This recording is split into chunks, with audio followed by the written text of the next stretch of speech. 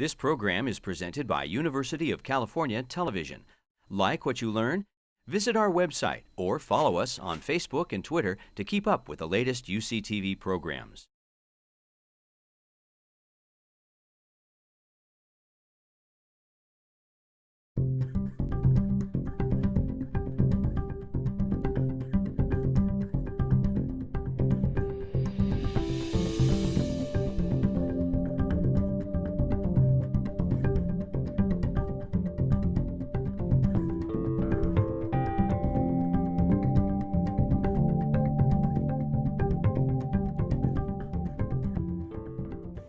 Well, good afternoon, ladies and gentlemen, and welcome to this lecture.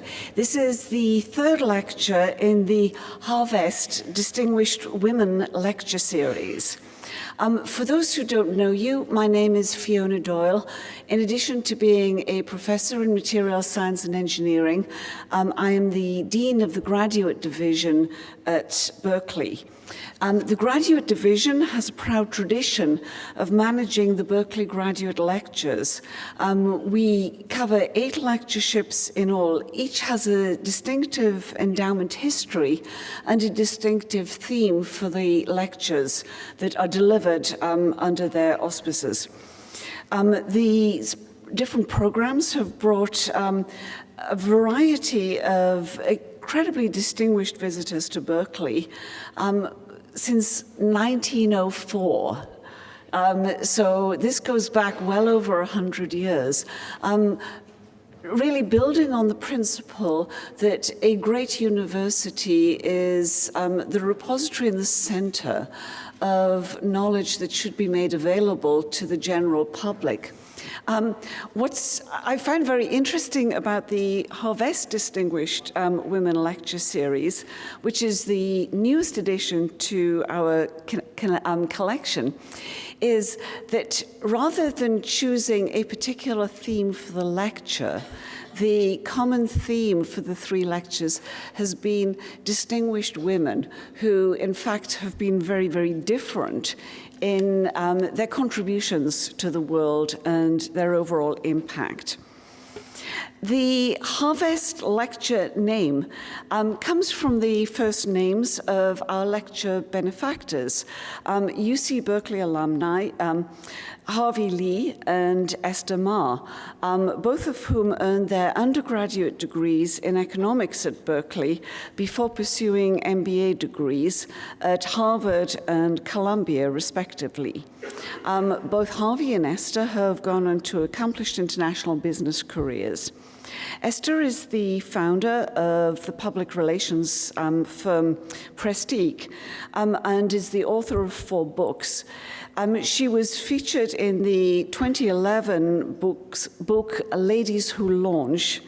Harvey is the vice chairman of Golden Real Estate Financial Holdings Limited. Although the couple are based in Hong Kong, I'm delighted that they are here with us today, along with their beautiful daughters. And on your behalf, I wish the family Happy New Year. So we're very lucky that they've joined us during Chinese New Year. So with that, it's my pleasure to invite Esther up to the lectern to provide a few words on her perspective on distinguished women. Esther. Thank you, Dean Doyle. Wow, it's great to be back at Cal. Go Bears! So good afternoon and happy Chinese New Year of the Monkey. Dean Doyle, Ms. Frances Dinkelspiel, Ms. Deirdre English, and alumni, faculty, students, and distinguished guests. It is my and Harvey's honor to be here again for the 3rd time to present the 3rd Harvest Distinguished Women Leader Lecture. Well, I always like to start with this poem that was actually unveiled during our wedding back in 1994. So here it goes. On a bright sunny day under the Sather Gate, 2 Berkeley freshmen met by fate. ... 9 years of sharing, 9 years of caring. Love has come of age, and true love and mutual trust would allow the 1985 vintage to yield a fruitful harvest. So indeed, Harvest got married 9 years after they met under the Sether Gate. But it took them a little while to harvest their two little ones, Keisha and Tika. Took us 11 years. And Keisha was born in 2005, while Tika was born in 2007, because I actually had a couple of multiple miscarriages within 4 years before that. But anyway, ever since I became a parent, Harvey and I both realized the importance of education, philanthropy, giving back to the community, and really nurturing a young generation of future leaders. And so that's why, when Dean Andrew Zeri approached us 5 years ago to offer us this opportunity to endow a lecture series, we immediately accepted the invitation without hesitation because this distinguished lecture series resonates with our philanthropic philosophies, being in education, leadership, philanthropy, and also in the arts and the athletics. So if you look in Instagram under my name, Esther Ma Lee, you will notice that I label myself hyper momtrepreneur. Well, I always call myself a full-time mom and a full-time entrepreneur. Having been running my own business for 20 years, and also now being a mom for 10 years, I think, I kind of, take pride in being able to achieve that work-life balance, which is, gives me a great sense of gratification. So my typical day would be sending Keisha and Tika to school at 7:15, have a quick breakfast, and then work out for 1.5 hours to 2 hours, go into the office, have a business lunch, and then run some errands, and then pick up the girls at 3:30, and then I always request my clients to do events after 4:45, because that's when the kids are in their after-school activities.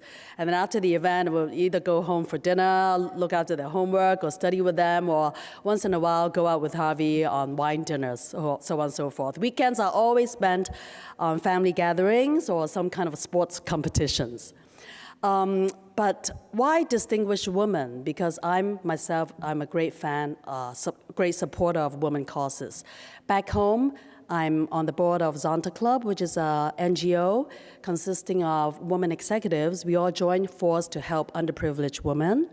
I'm also one of the founding members of the Golden Bohemia Women Entrepreneurs Association, and we established scholarship and a lot of mentoring programs for aspiring women entrepreneurs. And I'm also very actively involved with the Women's Foundation, which focuses on a lot of research on issues such as gender equality and work-life balance, and they've been getting a lot of government support lately.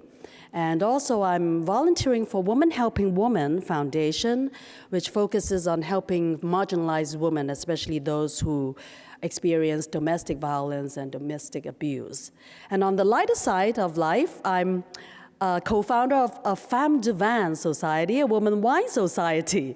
Every month we organize wine tasting for wine education and networking opportunities.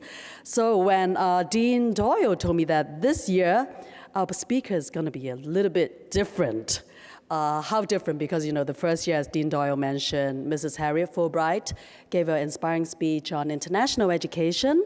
And last year, Professor Laura Tyson, who happened to be Harvey's first economics professor, gave an inspiring speech on women and the world economy.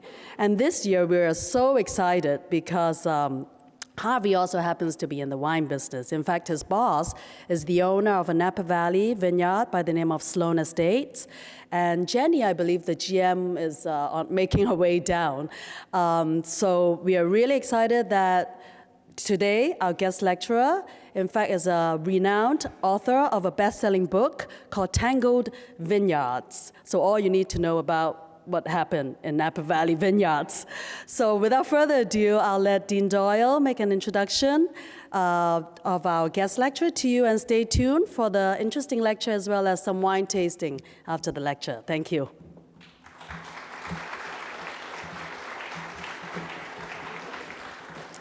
Thank you so much, Esther, and to you and Harvey for your generosity. So without further ado, we'll move on to the main event. I'm very pleased to introduce Frances Dinkelspiel, who is an award-winning author and journalist. She's based in Berkeley, which is wonderful, since we'll learn in a second or two that she's a Stanford graduate. I promised her I'd make a dig about that. We thought that a very engaging way to organize this afternoon was as a conversation rather than a lecture as such. And so Frances will be in conversation with Deirdre English, a lecturer in our Graduate School of Journalism here. And they're going to discuss how power, money, gold, and wine all contributed to the making of California then and even today. And that covers, I think, at least one of the favorite themes of many people in this room. So I'm certainly looking forward to the conversation immensely. Frances has delivered more than 200 lectures on the history of California, including the role that Jews made to the development of the state. In 2009, she co-founded Berkeley Side, with which many of you are, I'm sure, very familiar, an online news site that has since twice won the Best Community News Site Award from the Northern California Society of Professional Journalists. In 2013, Dinkelspiel helped create Nosh, another of my favorite themes, a website about the food scene in the East Bay. As I mentioned, Frances is a graduate of Stanford University and the Columbia University School of Journalism. She began her reporting career at the Syracuse newspapers in upstate New York and then moved to the San Jose Mercury News. She's written for the New York Times, the Wall Street Journal, the Los Angeles Times, People Magazine, San Francisco Chronicle, San Francisco Magazine, and more.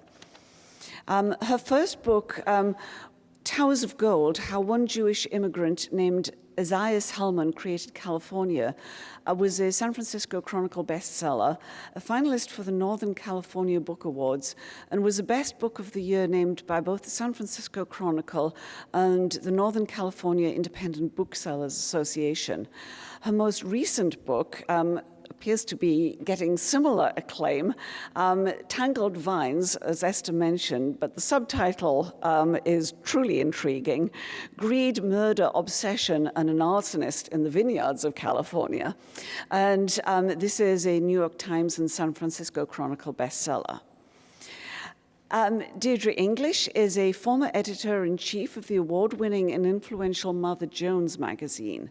She was a founder of one of the first women's studies programs in the US and has taught at several colleges and universities. She has written and edited work on a wide array of subjects related to investigative reporting, cultural politics, gender studies, and public policy. She's been with Berkeley's Graduate School of Journalism since 1997. So please join me in welcoming Frances Dinkelspiel and Deirdre English to the stage.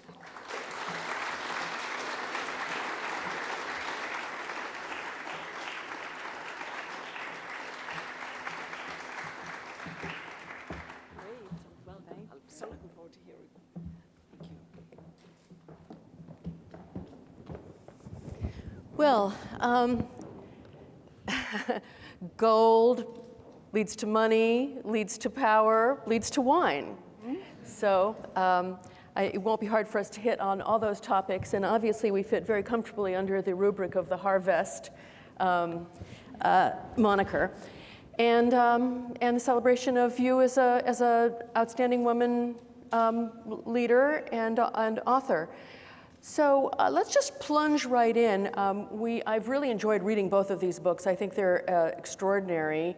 Towers of Gold, the story of Frances Dinkelspiel's great-great-grandfather, Isaias Helmand, and the bold subhead in the creating of California is something we'll ask you to defend.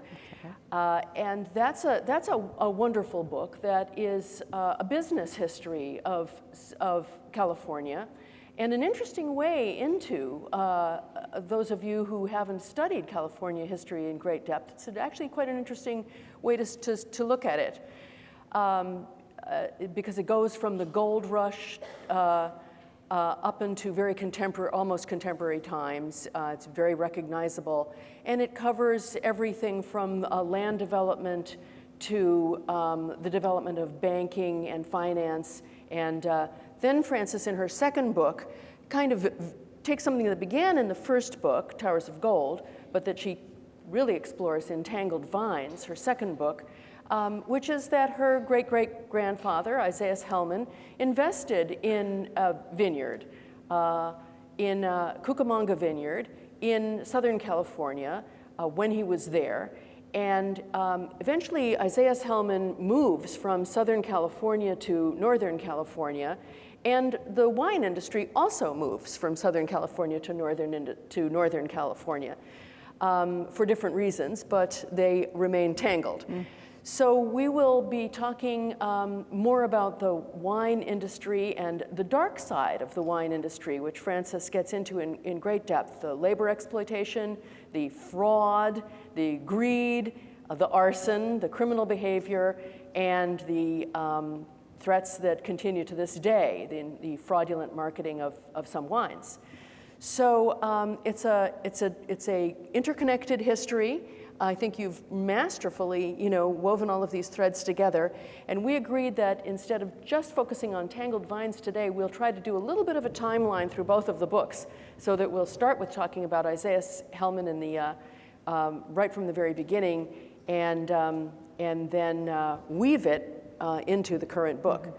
So let's just start with talking about Isaiah Hellman himself. And as we were just a few minutes ago, he was very young when he came to this country. Who was he? So Isaiah Hellman was born in Reckendorf, Germany, which at the time was part of Franconia, one of the states of Germany. It later became part of Bavaria. And he was a Jewish boy who was born to a family where his father was a weaver and his uncle was a cattle trader. And Jews in Germany were not accorded full citizenship.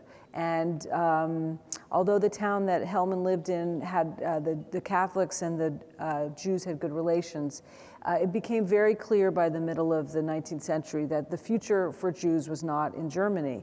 And there had already been a migration of a number of Jews leaving Central Europe to come to the United States. But when the gold rush hit, it completely accelerated that emigration. And so Hellman came to the United States in 1859, and even though that was 10 years after the gold rush, it's still considered sort of part of the gold rush immigration. And he was 17 years old? He was 16 years old 16 when he came. and had a little bit of secondary education.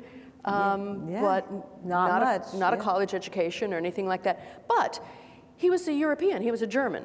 And he came from, if not a bourgeois family, certainly he had seen bourgeois life, he'd seen city life, he knew what banking was. Well, yes, he had, the town that he lived in only had 900 people living there, but he, his father was a weaver and also a peddler, and I don't know for a fact, but I imagine that Isaiah accompanied him to towns in Germany. He was also sent to secondary school in a town about 50 miles away from Reckendorf. And so although he, grew up in sort of a more rural environment, this was a very intellectual time in Central Europe. I mean, this was, Napoleon had been there. There were all these revolutions going on. I mean, there was a certain level of sophistication that he would have been exposed to. So coming to California then, to frontier California, at that time Los Angeles had maybe 4,000, 5,000 residents, and I love one fact that you said there were 30 to 40 murders a day. No, not a day. Oh, a month. A month. Yeah. A month. So it's the Wild West. Right. And it's a little bit, must have been for him a little bit like going backwards in time, to a rougher time, but he saw a great deal of opportunity, as did so many other people.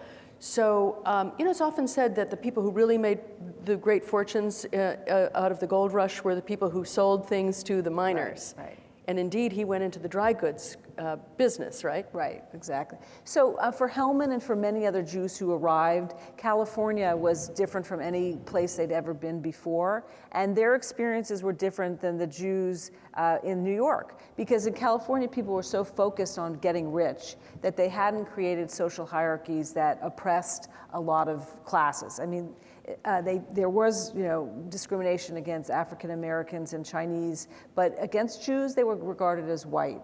And, it was a frontier, and there was no telegraph service between San Francisco and LA. There was no, train between the two cities. There were barely any roads. So essentially, it was a completely undeveloped landscape. And there was no banking industry. No banking industry, right. In fact, one thing I learned from your book is that California had actually outlawed banking. Yes. So what happened was there was so much gold in California, when they wrote the California Constitution, they decided not to let banks operate in the state. And this is for complicated reasons. It had to do with something called the free banking era, when banks would just print up their own banknotes, and there was a lot of people lost a lot of money. So banks were outlawed. But that didn't mean people didn't set up banks. It just meant they were not regulated. There was no minimum financial requirements. And in fact, outlawing them probably, made things more volatile in the economy. And higher interest rates, because people had to get their loans from individuals. Exactly. So your great-great-grandfather founded a bank in LA, and he called it the Farmers and Mechanics Bank. Farmers and Merchants Bank. Farmers and Merchants Bank. And he began to loan money to people in LA at more reasonable rates. Right. And he did very well. He did very well. So the bank opened in 1871, and his business partner was the former governor of California, which was, I think, a pretty good pick. And so what they did was that they were able to normalize the economy on some level by offering a lower interest rate. Interest rates in those days could be, 5% a month. And so I'm sure many of you have heard of the huge transfer of land from the Californios, the Mexican born Californians, to the Americans. And a lot of that was because the Californios borrowed money and put up their land as collateral, not really understanding that compounded interest was going to increase their debts phenomenally. So Helmand came in and was able to offer good rates, and he was able to, he brought capital to the city. People needed to borrow money to buy houses and do businesses, and so. And Helmand, Isaiah Helmand arrived with his brother. Yes. Herman. Yes. And that's maybe worth mentioning, because later they were at odds. Yes. And the stormy personal history, I mean, there are many ups and downs in business and over time, and Helmand experienced them, and sometimes they take a toll on personal relations, and it certainly happened between these two brothers. Mm-hmm. But at that time, they were still in business together. Mm-hmm. And who else did he go into business with? So, this is one of the interesting things about Los Angeles. It was a society that really all the groups sort of mixed together. The Californios, the Americans, the Europeans. It was a time of, to some degree, of business harmony. There were other tensions around other things. But so his business partners were Basques, they were Irishmen, they were Germans, they were other Americans. So what had happened, Los Angeles was a city that was never meant to be, because there's no natural port, there's no navigable river, there are no minerals. There's no reason a city should have grown up there, but a group of people sort of banded together and almost willed Los Angeles into existence, including Isaiah Helmand, by really focusing on business development in Los Angeles, and that's why the city took off. I mean, it was always so water, energy. Water and trains, those were the two most important things in the beginning.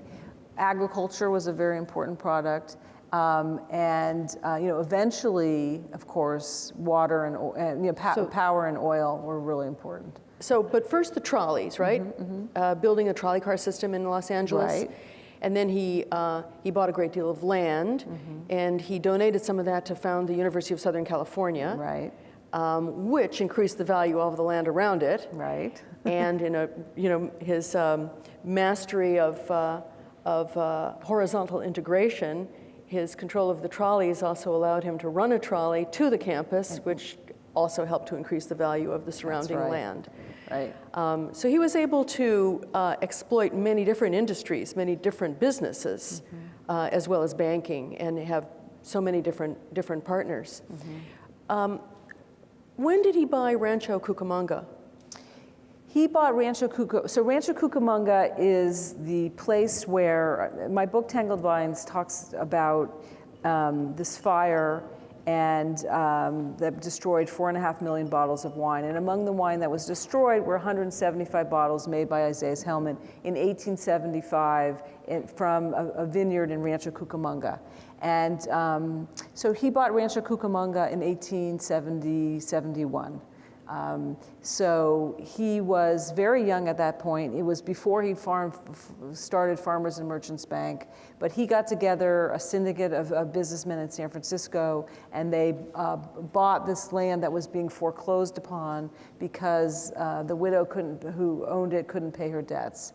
And yeah, you know, it was a business deal for him. So what was the state of wine cultivation, grape cultivation and winemaking in California at that time? What was the history of it before Isaiah Helmand ever came to this country? So I think a lot of people don't realize that the California wine industry got its start not in Napa or Sonoma, but in Southern California.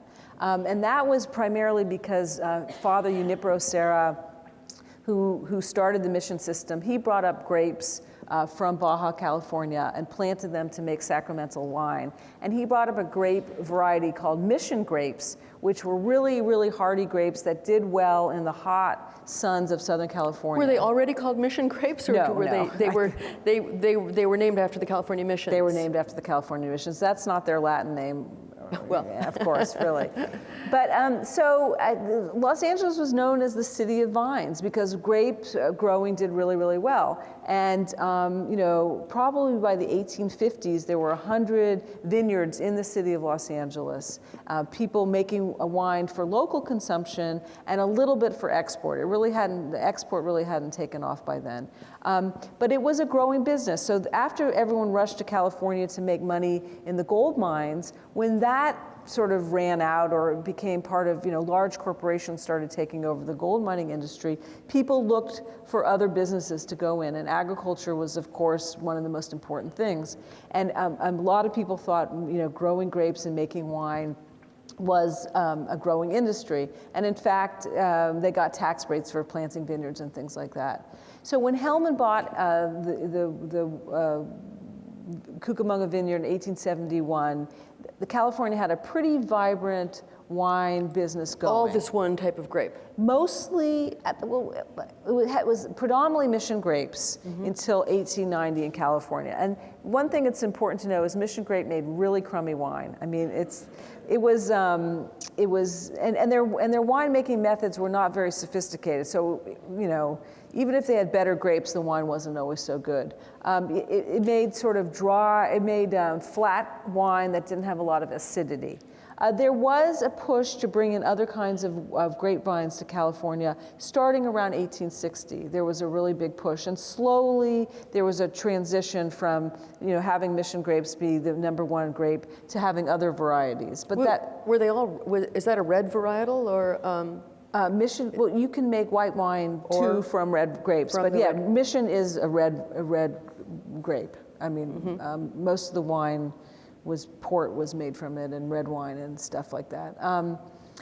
So it all depends on whether you process the skin or not. Exactly, right. So, but they did win an award, such as it may have been, you know, for the quality of their wine at the time. Yeah, so Rancho Cucamonga actually became very well known for the wine it made. And a lot of ways winemakers made wine taste better was to fortify it. They would just pour a ton of brandy into the white wine and the red wine. And so I found some great scenes in my book of 49ers trying to make it over the mountains. And they were trudging through the deserts, and they were, really tired and cold and hungry. And they're one of the first settled places they came upon was Rancho Cucamonga. And they ran into the people making wine, and they sort of just guzzled this wine down. And they were very happy after that.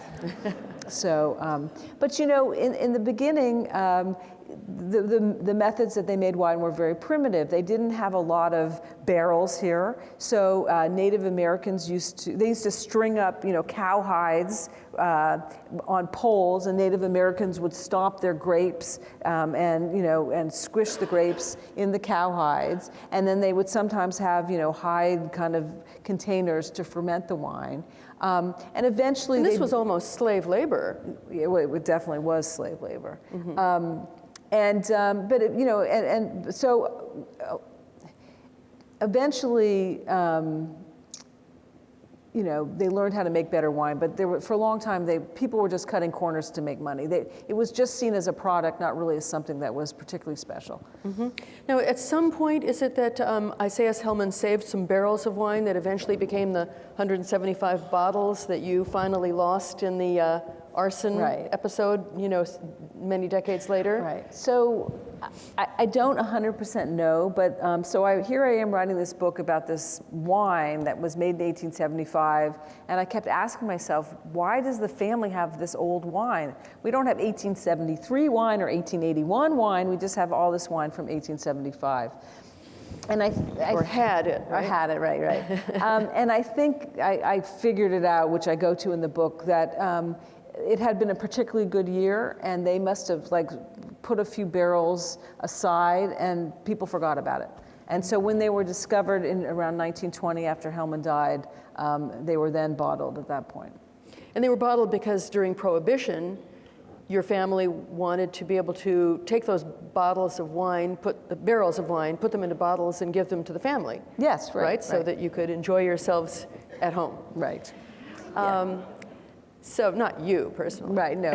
But people don't know that during Prohibition, individuals were allowed to make up to 200 gallons of wine a year. So that would be quite an incentive for people to go out and grow their own vineyards. Well, what happened was, so Prohibition came, and you think immediately that all the vineyards in California went broke. But in fact, they made more money the next year because they just shipped their grapes across the country to New York. So people were lining up by the boxcars would come in, and people were lining up to buy the grapes in order to make their own wine. Uh-huh. And so that was a good business for a couple of years, and then finally it fizzled. So actually, what did lead to the downfall of the LA-based vineyard agricultural economy? So Los Angeles and Southern California were the biggest wine growing areas until the late 1880s. And what happened was a blight hit, something called Pierce's disease. And within 2 years, it had completely decimated most of the vineyards in Southern California. And by that point, there was a rapid industrialization around Los Angeles. Land was much more at a premium than it had been previously. There was a boom that went on. And so lots of those parcels were not planted back into wine. And of course it was— The land became more valuable for housing than for vineyards? Or for oranges. Oranges became, of course, the huge crop of Los Angeles. Mm-hmm. And so, and the other thing was the realization that Southern California was actually not the best climate for wine, that Northern California was a much better climate to grow grapes, because it's hot all the time in LA and Southern California, but in Napa and Sonoma counties, one of the reasons they make such good wine is they're very warm during the day, but the temperature drops pretty significantly at night. And that sort of combination is the ideal circumstances under which grapes grow. Big decline in fog now in Northern California that may affect the vineyards. Oh, well, sure, climate change is a huge issue for— We're not up to the present yet. Yeah. So the wine industry basically collapsed, or the vineyards collapsed in LA, not entirely, but to a great extent. And what is it that made Isaias Helmand move to Northern California? So Isaias was very prominent in Southern California, and he was probably the biggest banker in Los Angeles. He just had one little problem, which was he had a brother-in-law whose name was Meyer Lehman of Lehman Brothers. And I think Isaias felt that he wasn't as important as his brother-in-law. And this is a little conjecture on my part. And so I think he wanted to go to a bigger arena. So in 1890, he took over something called the Nevada Bank, which had been founded by 4 Silver Kings in 1875, and it had been once the the largest capitalized bank in the United States, but it had fallen on hard times, and so Helmand bought it and moved up to Northern California to take it over. San Francisco was the center of California at the time. There were more millionaires per capita in San Francisco than in New York at that time. It was a very vibrant economy, and he wanted to What would you say the size of San Francisco was compared to LA? Oh, LA was very tiny. It was fewer than 25,000 people in 1890, and I'm not sure about San Francisco, but it was probably more than 100,000. Yeah. LA didn't really surpass San Francisco in population until after the turn of the century. So Helmand was by this point a rich man, and he saw the opportunity to become much richer, and he wanted to move to the big city and play in the big time, and he built himself an incredible mansion. Tell us about his mansion. Well, it was on Sacramento and Franklin Streets. It had been built by a man named Nathaniel Cole, who was a ship's captain, and it was in an area that at that point was called the Western Addition, but they eventually renamed it sort of Pacific Heights to make it sound better. And yeah, he lived. A very funny thing is he lived in this very fancy house, but he lived just like 2 doors down from his childhood friend, a guy named Isaac Walter, with whom he'd grown up in Germany. And just a couple other houses down was another childhood friend from the same town, Reckendorf, the Hawes. Many of you, of course, being at Cal, you know the Hawes family. So this was really a fun thing to think about, that here were these men who'd all come to California, who'd all struck it rich. They'd all been playmates back in Germany, and they continued their friendship in California, and they used to walk to work together like a couple times a week, to downtown. And there were other Jewish immigrants from Germany who did very well in America, who invested in each other's businesses, became partners, and continued to expand their network. That's right. That's very important. Sort of, that's how sort of the Jews really did well in California. One brother would come over, raise some money, bring over another brother or another cousin. Some of them would be in San Francisco or Los Angeles or Portland or Seattle, and they would all do business with one another. Hellman, when he had his dry goods store, he would buy dry goods from the Hawes family here. When Abe Hawes started a canning, factory, he would ask his Jewish friends to be investors. When Isaiah Hellman came and bought Nevada Bank, he asked his Jewish friends to invest in Nevada Bank. He asked non-Jews as well. But what happened was, it was like, what's that term, a rising tide lifts all boats. And so a lot of the German Jews and French Jews who came to California in the 1850s grew very affluent together at the same time because they cooperated with one another and they helped one another out business-wise. So at the same time, Helmand had a nephew who he had brought into his home for 7 years and who he hired to be the chief cashier at his bank. Right. But this is where his business interests and his family interests came into a tremendous clash. Yes. So this was really fun to find out. So Helmand had a cousin, a guy named Henry Fleischmann, whom he regarded as a son, and he lived in his house, and he had installed him in the bank. And one day, Henry Fleischmann was had a high position in the bank in Los Angeles, the Farmers and Merchants Bank. But one day he did not show up to work, and a sort of scouring of the books showed that Fleischmann had left with about $100,000 from the bank. And he had fled Los Angeles, and no one knew where he was. And you know, this was apparently at the time the largest embezzlement of a bank in California history. It made all the headlines all over the state. You know, there were, you know, Pinkerton guards looking for him. There were cops at all the train stations, you know, throughout California. Then he was spotted in Mexico, and, you know, emissaries were sent to try to find him. But he managed to escape sort of without, you know, with all that money, and he wasn't caught.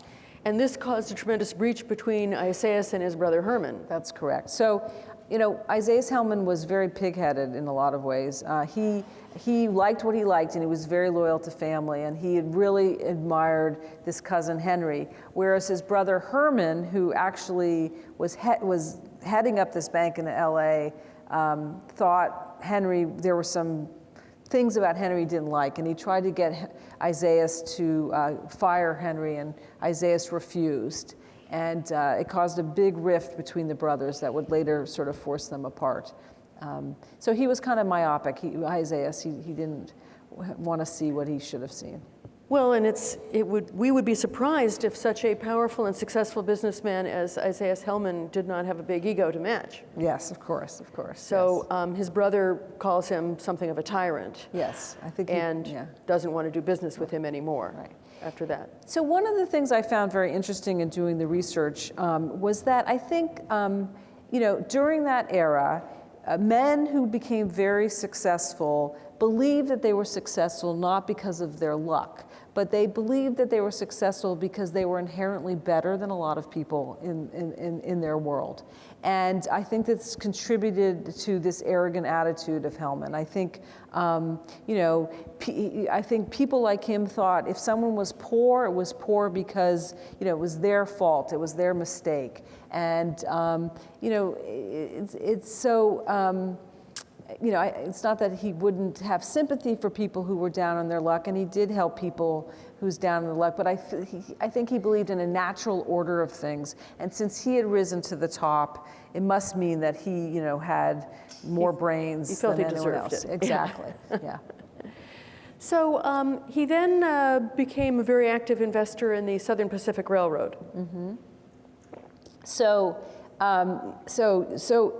just like about a couple years ago, I mean, I can't say it's true for this moment, you know, the idea, people who wanted to get rich would start internet companies, right? Like, let's make an app, let's get rich. Well, back in Isaias Hellman's time, the way to sort of get rich was to start a trolley line or to get in the transportation field. So Helmand built trolleys at a very early era in Los Angeles. When he moved up to San Francisco, he also was involved in trolleys, and he became a financier for the Southern Pacific Railroad, both in their local lines in San Francisco and helping to raise capital to expand Southern Pacific.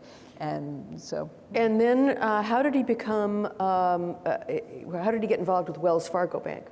So what happened was, so Collis Huntington was one of the big four, and he, after he died, his nephew, Henry Huntington, hoped that he would be put in as the head of the Southern Pacific at that time, but he was not. And a couple years later, a man named Edward Harriman purchased the Southern Pacific Railroad. It was a huge business coup. And at that time, Southern Pacific Railroad actually owned a majority interest in Wells Fargo Express.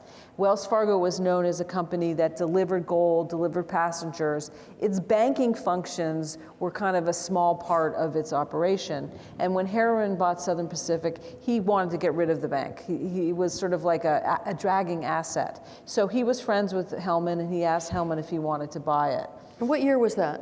That was 1905. 1904. So the earthquake is coming. The earthquake is coming, yes, yes. And so he's living in his neighborhood with his Reckendorf buddies, friends, boyhood friends, and he's living in his magnificent mansion that has had all kinds of frescoes and beautiful furniture, and the earthquake comes. Right. So the earthquake comes, and you know, the earthquake itself was devastating, but it was not as devastating as the fires that ripped through the city afterwards. And the city didn't have any water. Right. because the water mains had been routed through fill, so they ruptured and the city was helpless and couldn't fight the fire. Right. So the fire burned for 3 or 4 days. Right. And so Hellman had the bank was in something called the Nevada Block. It was on Montgomery and Pine Street. It was a beautiful building. The fire and earthquake completely damaged the bank, and in fact damaged most of the banks in San Francisco. And what this meant was that there was really no cash to go around, because you couldn't open a bank vault after a fire. You had to let the contents inside cool, because if you opened the door, the rush of oxygen would make all those contents explode. And so that process took about 3 weeks to cool down the vaults. And so a lot of the money was in the vaults. So San Francisco was this city in ruins. Nobody had any money to sort of buy anything, to do anything. And so Hellman was one of a group of bankers who got together, who decided to sort of take over the banking system by getting some money from the mint, which did survive the earthquake, and doling it out in small increments to their customers. And they didn't even know who their customers were, and they gave out a lot of money on faith. And it was sort of helped ease the transition from this devastated city. And this is also the era of A.P. Giannini. Yes. And the founding of the Bank of America, That's right. So there's a famous story. Giannini had only like $80,000. He didn't even have a ton of money. But before the fire happened, he took all his money out, he put it in a wagon, and he took it down to San Mateo. And after the fire was over, while all these other banks didn't have access to their money, Giannini went up to North Beach, and he was able to give money out very quickly to a lot of his Italian customers. And it earned him a tremendous amount of, people were very happy that they got the money, and it sort of really catapulted Giannini's reputation. And certainly the Bank of America marketed that story for all it's worth for many, many decades. Yeah. So obviously now with California's most significant city in ruins, it needed to rebuild, and to rebuild you need money and you need credit and you need loans. Mm-hmm. So suddenly the banks that were so new, I mean, your great-grandfather had only been was he the president? Was he nominally the president of the Wells Fargo Bank? Yeah, he was president of Wells Fargo. He had only been in that role for 1 year before the earthquake. Suddenly they're in the role of needing to loan tremendous amounts of money and handle enormous amount of debt in order to rebuild San Francisco. Right. So this was this was one other area where the Jewish networks came in handy. I know that Hellman had a lot of relationships with banks in New York, banks run by the Lehman family, and other banks that they could access capital. He actually, they had relationships with other banks. So there really wasn't a tremendous difficulty getting capital to San Francisco to rebuild. It was just sort of mostly a short-term kind of dilemma. So. And then there was a lot more money to be made in the rebuilding of the ruined city. And in the meantime, what's going on in the vineyards in Napa? In the vineyards in Napa. So, the story of wine in California is very interesting because it is a story of boom and bust. I mean, I talked a little bit about what happened in Southern California. In at the same time, all the vines that were dying in Southern California, vines in France were dying as well of this disease called phylloxera. And California has always struggled to sort of prove itself as a good winemaking state. On the East Coast, starting from the 1860s when the first bottle of wine was imported from California to New York, East Coast people prefer French wine or Italian wine. So the story of California is always trying to prove itself. In terms of quality. In terms of quality. So when France was hit by this phylloxera, all the California winemakers said, this is our opportunity. We're going to plant a lot more grapes, and we're going to make the wine for the world because France is dead, it's gone, it can't make wine anymore. So there was a huge amount of planting that went on in the 1880s. But as it turned out, France figured out how to resolve its phylloxera problem, and as a consequence, in the 1890s, there was an enormous glut of grapes on the market. And the way the wine business was run in those days was different. It wasn't like individual proprietors did things. There were wine houses. There were about 100 wine houses centered in San Francisco. And these were like large organizations that bought wine and made wine and sold wine and shipped it in barrels around the world. But in the late 1890s, there was such a glut of wine on the market that grapes that once fetched $25 a ton fetched only $8 a ton. And so the whole business sort of collapsed. And to address that issue, a group of 7 wine houses got together and formed something called the California Wine Association, which grew into a monopoly that controlled 80% of the production of wine in California. It was the muscle behind the winemaking business in California, and it fought very hard to do that. It did a wine war with small producers. It squeezed out, it lowered its price for grapes. It forced a lot of people out of business. And in the earthquake, very interestingly enough, it lost about 10 million gallons of wine. And not all of it was completely lost. There's one great story of one of the wine houses, the sewer drain got blocked during the earthquake, and the basement filled up with wine. And after the earthquake, the CWA convinced the San Francisco Fire Department to lay a series of hoses from that cellar all the way through the streets to the port, where they off-pumped all of this, cooked wine into barges that were then taken to Stockton and converted into brandy. So they did some fun things. But the California wine business, it still had a problem with its reputation. California wine was not considered really good wine. The CWA did try to create a brand that was sort of uniform. It was called Calwa. They would blend. They tried to make like a Coca-Cola of wine for California wine. And it did help California's reputation a little bit, but still, in general, California suffered in comparison to European wines.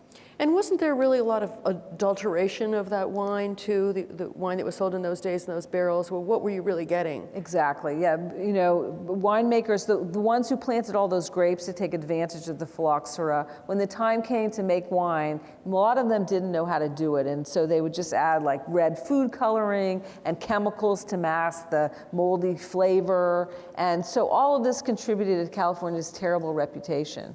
In the meantime, who's doing the labor in the fields? Okay, so this was one of the most interesting things to find out. So, Deirdre talked about, that I mentioned the dark side of the wine industry. And, I love wine, I love to drink wine, and most of my exposure to wine before I wrote this book was going up to Napa, which is such a spectacular place, with all those undulating hills with grapevines and the, blue skies and the fantastic food and really, really good wine.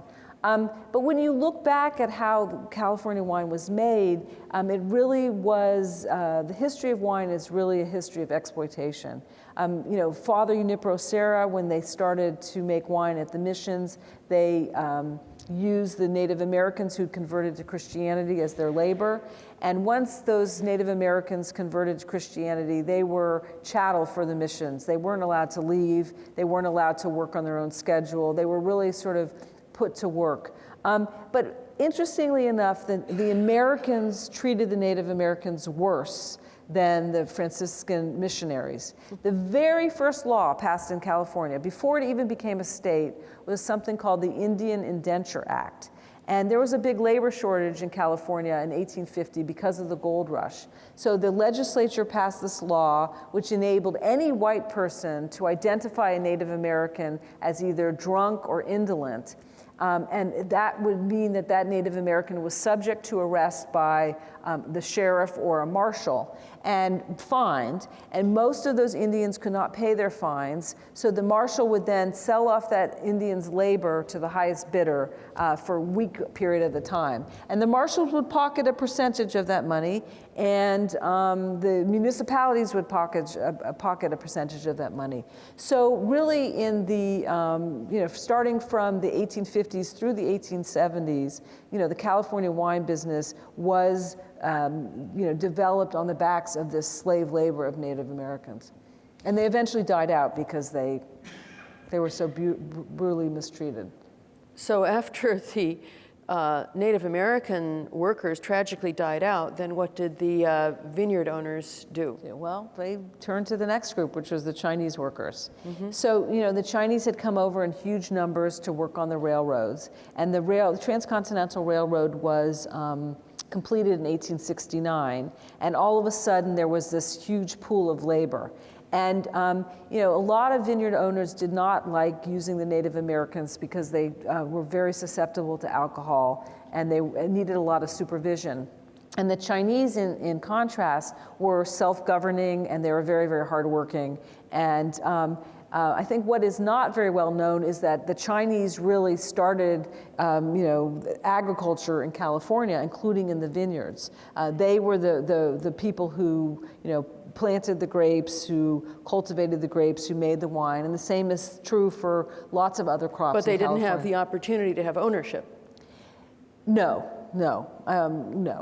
They were workers for hire. I mean, the amount of prejudice against the Chinese. I mean, there were no laws, I think, saying that Chinese people could not own the land, but they were very mistreated, and the amount of bias and prejudice against the Chinese was extraordinary. And of course, I think it was 1884, the Chinese Exclusion Act was passed, which prohibited Chinese immigration into California. So, so the Chinese was the next,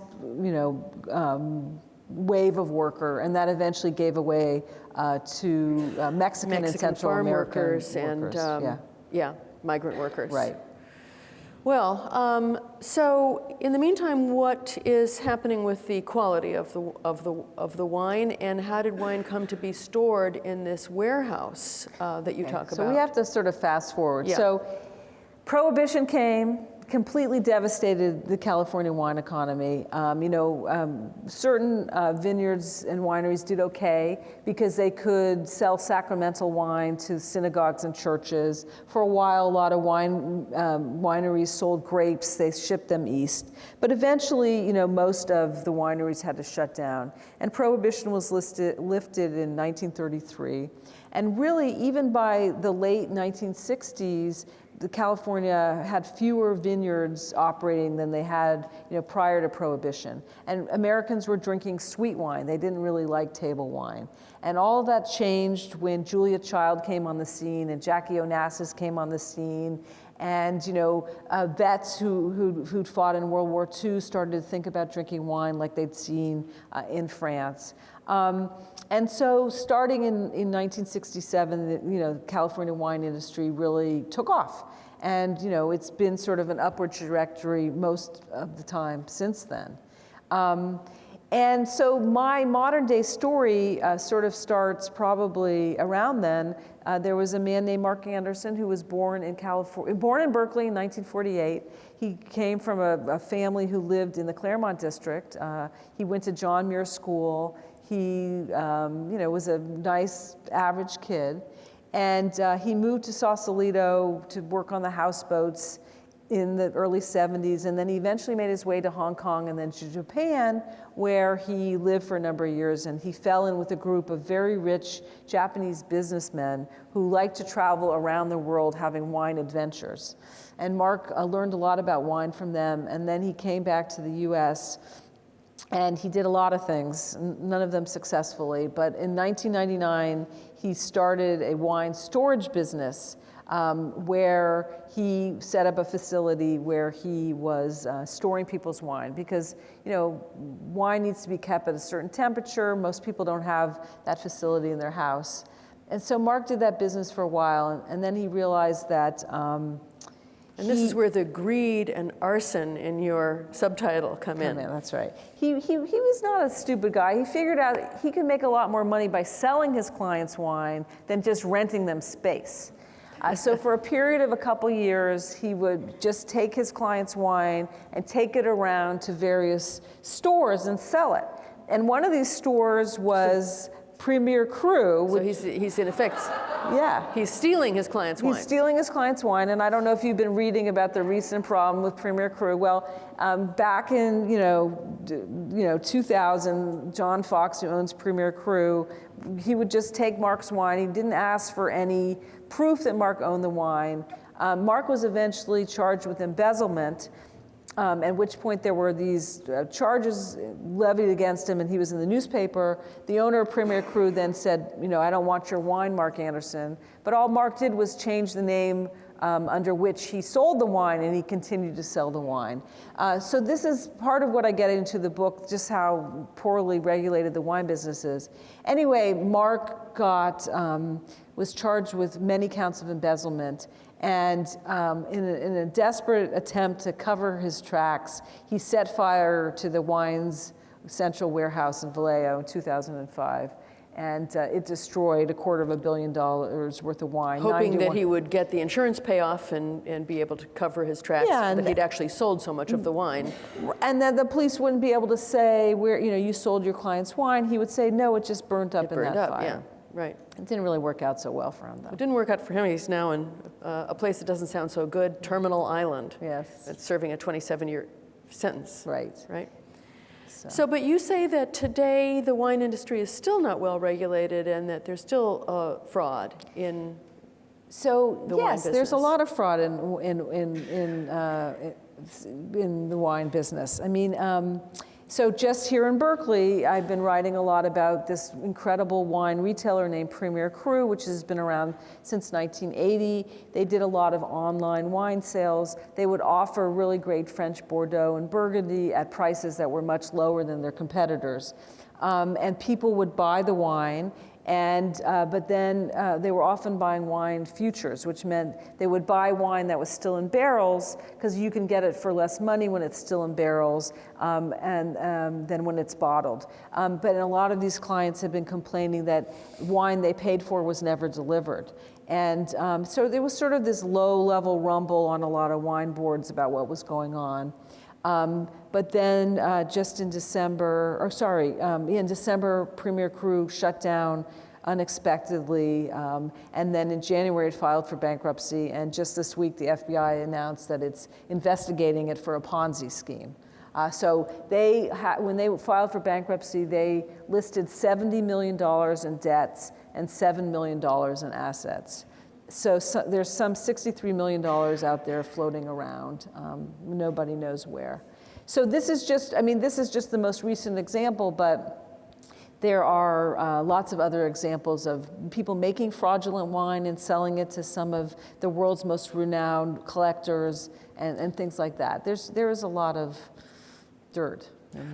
We'll keep you busy. Mm-hmm. Well, I want to turn to questions in the audience in a minute, but I just want to comment that this all began in some ways with a personal history for you, but it turned into California history and business history and so many other things. And how do you feel that doing these two books has changed you or affected you, or what has it made you appreciate that perhaps you didn't before you embarked on all this research? Well, you mentioned California history. I mean, I did study history in college, and I've always loved it. But it's been really interesting approaching, California from a journalistic point of view, in the sense that there's a lot of great history that's unknown out there. I mean, I found in the history of Isaiah Helmand that was a relative, but that was a great unknown history. This whole other side of the wine world, it has been told in academic tomes, but it hadn't really been told so much in sort of popular books. And so, I just think there's such a rich history in California. So much of it has not been explored, and so that's sort of what gets me going. And that's been what I've learned the most, that I can combine these two skills that I have in a fun way. I agree. I think that the history of our country has been told very much through an East Coast filter, and most of the historians are on the East Coast. So there's still a lot of material left here on the West Coast. Yeah. Well, with that, let's turn to the audience and see what questions we may have for you. Well, before we go to questions, I'd invite everybody to thank Francis and Deirdre for an absolutely fascinating discussion.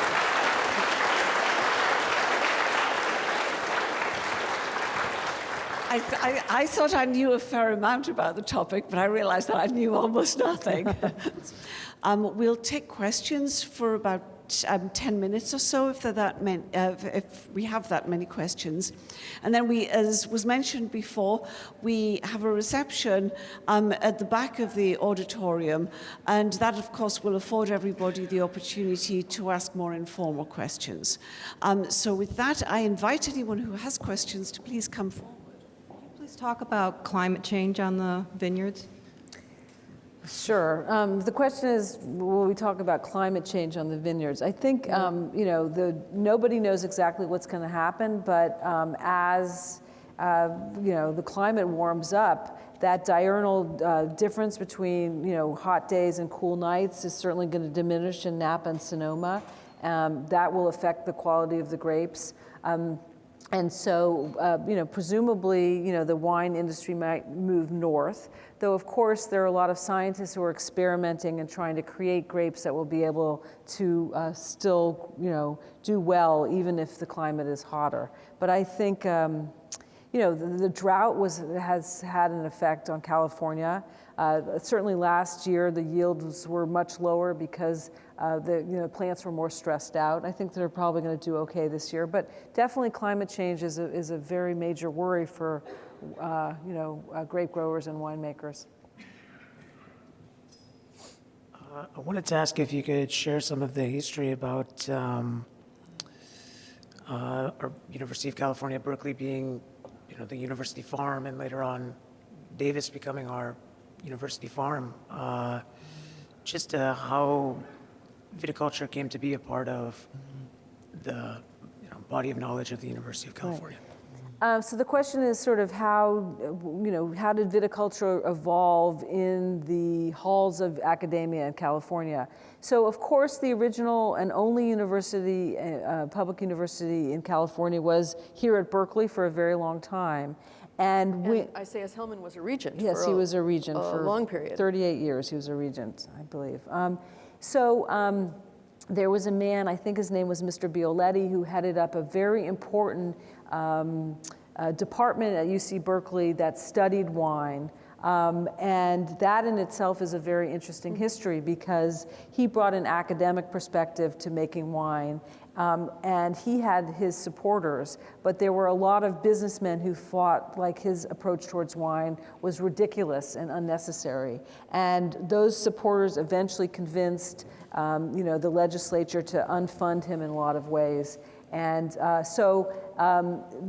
once Davis was founded, the whole winemaking, the study of wine and stuff was moved up to UC Davis. So really from the very start, Berkeley has been very involved in trying to create better grapes, studying the conditions under which grapes flourish, sort of measuring the temperatures of different areas in California to determine climates, and all sorts of things. So it's been very, very critical, but politics has also played a role in how those kind of departments have done.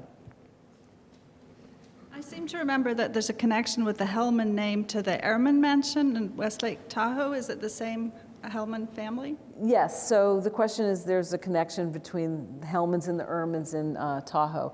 So Isaias Hellman, who I write about in Towers of Gold, he built a beautiful house on the western shore of California, of Lake Tahoe, called Sugar Pine Point, he named it. And after he died, his daughter inherited it, and her name was Florence Hellman Erman. She was married to Sidney Erman. So the place has something called the Erman Mansion on it. So that's the answer. It's a state park now? It's a state park, yes. So yeah, it was taken by eminent domain by the California in 1968, and people were very upset about it. But I think in retrospect, it was a good thing because now there's 2 miles of open shoreline for everyone to enjoy. Oh, great. you've described the cross-section of the Jewish history of California. Is that really the California history? It seems like such a large part of it, and yet Jews were such a small part of the population here. So I'm wondering whether we're simply seeing a focus on that from your discussion, obviously you've researched it, or whether it was as big as it sounds. And if it was as big as it sounds, how did it get so big? That's a very good question. Yeah, I don't know how to answer that. Maybe, yeah, Jews are a very small percentage of the population in California. But perhaps they had an outsized influence, certainly in the early days of California, just because of the tremendous financial success they had and how they spent their money and their philanthropic endeavors. But you know, I mean, we could be talking about Irish history up here too, and there would be a lot to say about Irish history or Chinese history, or you know, it's just that I happen to have written about it. That's why it's the focus of this conversation. And there, a related question. One block in San Francisco with multiple residents from Reckendorf, Germany, all born at the same period of time, all raised in the same town of 900, all find their way here eventually. All are monumental names in the history of California. They're wonderfully successful. They have families that were wonderfully successful for generations. But the starting point is this little spot in Reckendorf. Mm-hmm. What in the water there? and I'm wondering whether it's just the fact that Europeans in 1850 knew what the future of the United States in 1851 was going to look like because we were still living in 1820. Mm-hmm. Yes. I didn't get the last part. Well, the United States was behind Europe in terms of its cultural and economic and political and artistic development. You know, I think this touches, if I may throw something in here, on, you know, the advantages of being discriminated against in some situations. That when Francis discussed the fact that Jews could not own property in Germany, were not citizens, and in other Central and Eastern European countries as well. So they were motivated to immigrate, whereas other young men who would have good prospects in Europe perhaps wouldn't have been as motivated. After all, it's mainly the poor who immigrate. Right. But in this case, it was, you know, well-educated middle-class Jews who. Except Isaiah was, what, 16? How well-educated can he be? Or was he? Was he classically European educated? Yeah. I mean, they weren't exactly middle class. I mean, they had the money to send their children overseas, but but actually the middle class Jews, when restrictions were loosened in Germany starting in the 1860s, many of them went to the cities, and they didn't come to America. But the question about the water in Reckendorf is a really good one. I did find out in my research that at least 8 men who came from Reckendorf became multimillionaires in the 19th century. Did they all go to the same school? They probably all went to the same little Jewish school. That teacher might have been the glue, who knows? But yeah, that would be interesting. 8 Jews from Reckendorf. Right. Probably went to the same synagogue, too. Yes, the same synagogue. I mean, there's probably somewhere back there's probably some figure that would be interesting to discover. You know, one might guess that there would be some educator or rabbi who played a role in their formative times. I just would comment one thing that about your saying, you know, how do you get into proportion? You know, how much is the Jewish history of California the history of California, or how much did Jews create California? That I don't think we can give a definitive answer to that, but what I would add to this is that I think the story of the Jewish role in the creation of California actually was a little known story. And so I think one of the importance of Francis's work has been in surfacing that story, and then perhaps it's for other people to try to get it into proportion, you know, or say, you know, the importance of that story relative to others.